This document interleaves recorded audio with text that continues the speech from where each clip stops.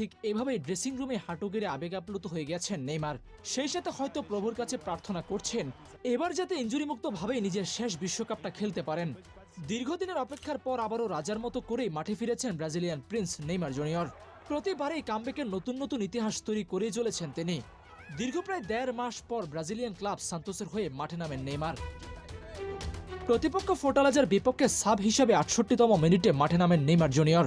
ফোর্টালাজার বিপক্ষে মাত্র ২৩ মিনিট খেলেও সান্তোসের হয়ে নেইমার জুনিয়রের পারফরমেন্স ছিল চোখে পড়ার মতো। তিনি মোট ৪৮ বার বলে টাচ করেছেন, ৭টি ডুয়েল জিতেছেন, ২টি ড্রিবল এবং ২টি কি পাস দিয়েছেন।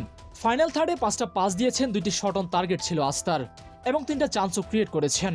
সোফাস্কোর রেটিং অনুযায়ী তার পারফরমেন্স ৭.৫। এছাড়াও তিনি একটি দুর্দান্ত ফ্রি কিকও নিয়েছেন। গোলকিপার অসাধারণ সেভ না দিলে হয়তো কামব্যাকের দিনেই গোল পেতে পারত ব্রাজিলের এই পোস্টার বয়। তবে নিজের প্রত্যাবর্তনের এই দিনে নেইমার যেন পুরনো নেইমারের সামান্য ঝলক দিয়েছেন। ২৩ মিনিট খেলেও তার আত্মবিশ্বাস ছিল দেখার মতো। তার গতি ড্রিবলে বারবার পরাস্ত হচ্ছিল ফোর্টালাজার খেলোয়াড়েরা।